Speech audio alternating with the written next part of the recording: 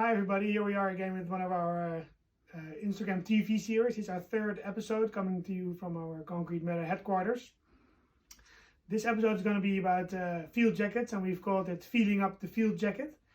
We're going to talk to you about a chronological order about the field jackets that we have. I'm going to pick out some of the details, show you what you have to look for, what we look for, why we like them.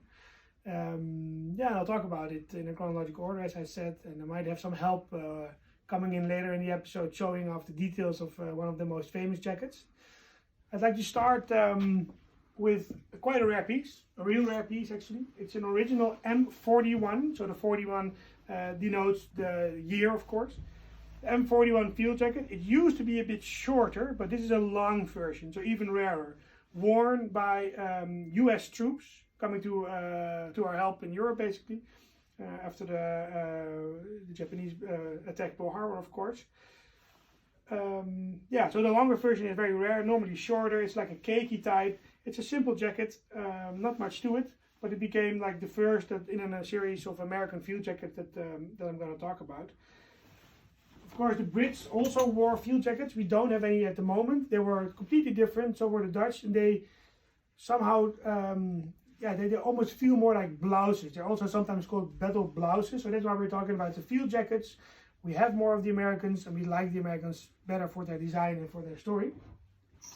After the M41, which was used only in the beginning of the war, US troops wore this jacket. And this is going to be like the staple design for the next, several decades of field jackets. This is the M43 field jacket. It's a button-up jacket. You can put the collar up. And there's no zip, of course. Zips come later.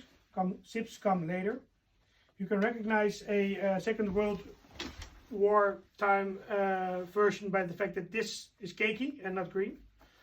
Some of them have labels, some of them are stamped. This one I think is stamped here, or is it labeled? No, this is an original Second World War one. Drawstring, 2 pockets on both sides.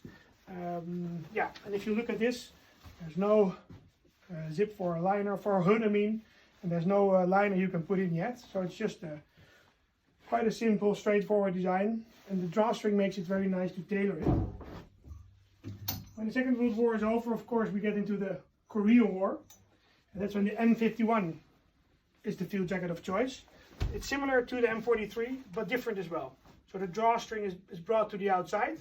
It comes with a zip, normally. I think this one, interestingly, it has push buttons. This one, the zip is lost. We'll restore it. But it has the same general design. You can see that there's like a stash pocket here and 2 breast pockets there. An upright collar. And with this jacket, it's interesting. You start to see the possibility to put in a liner. So there's buttons on the inside. You can button in a liner. And it's stamped and dated. So jacket, small field, M1951, sorry. That's a Korean War jacket. What is an interesting phenomena, after the Korean War, when the US troops were stationed in Japan, they would actually make these amazing jackets. They're called Souvenir Jackets. Sukajan Souvenir Jacket, made in Japan. Amazingly nice embroidery going on, silk liner, or silk outer, silk inner, reversible jacket. All sorts of symbols from the Asian theater basically. And these ones are highly collectible. This one is a very, very rare piece as well. They've been copied over, I'll show you a copy later. This has the proper speed zip made in Tokyo. It's in a great condition. And it's actually like a real collector's piece, and the price is on request. We don't have it on our website yet. But it's an interesting topic. So it's called a souvenir jacket. And this is like a simple copy of that same theme. But yeah, thinner, not reversible. But it basically relates to the original. And it's nice to show that we have a more simple, more fashiony one and an original one as well. So, another very famous jacket to come out of the Korean War is the M65 Fishtail Parka. It's actually it's a real iconic design piece. The fishtail comes from this segment, and this segment is actually used to wrap around your legs. The troops that were stationed in Korea had to face severe colds in the mountains, And this is the shell.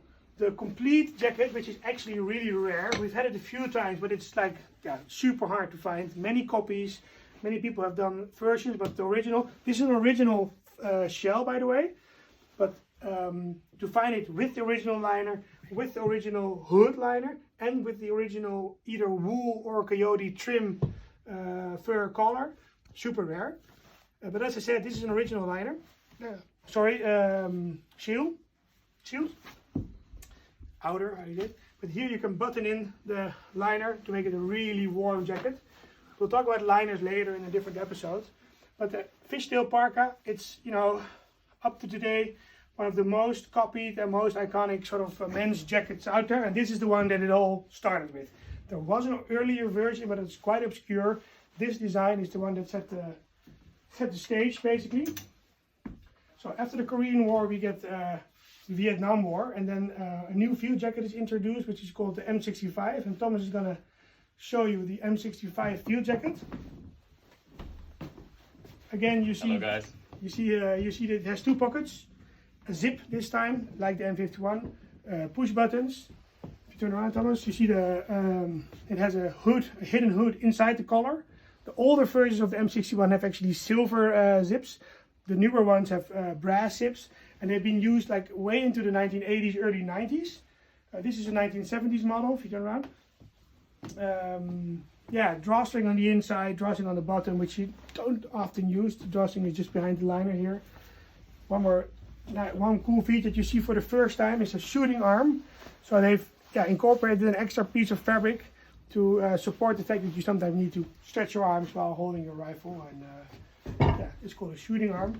This one is without a liner, but it's also possible to use it with a liner, and it becomes a really warm, almost wind and weather resistant jacket. Thanks for that. Welcome.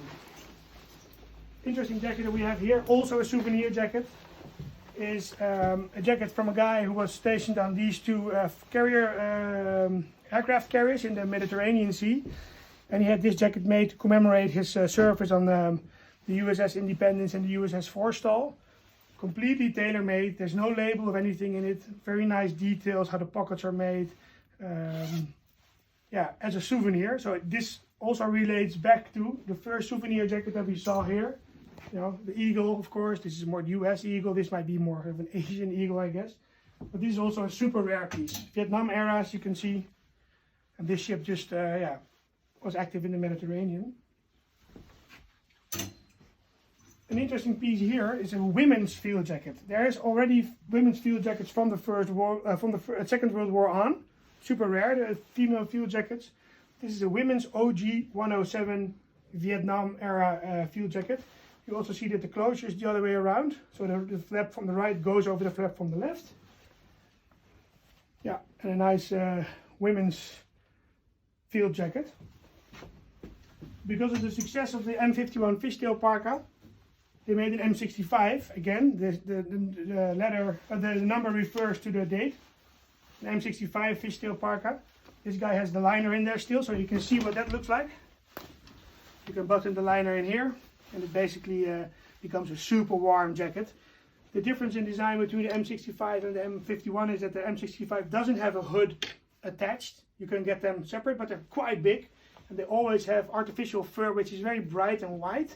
It's cool, but it's also a bit cumbersome sometimes to use. But again, with the liner, without the liner, just the shell, an amazing jacket.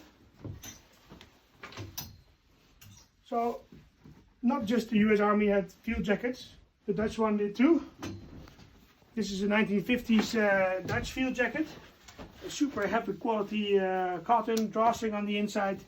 A cool feature is these slanted pockets that they sort of copied from the British, whereas the rest of the design is more influenced by the American ones. A crazy arrangement of buttons, button closure, and just like the other one, it can come with a liner. So you can zip this liner or button this liner in. You have a crazy warm jacket. Liner can be worn on itself as well.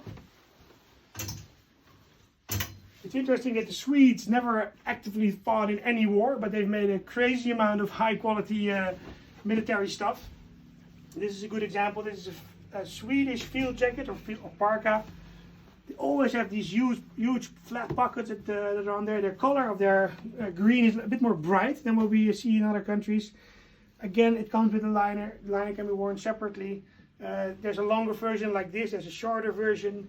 But yeah, this is the Swedish take on the field jacket. This is probably 1970s, 1980s. The Canadians, they also made a field jacket, of course.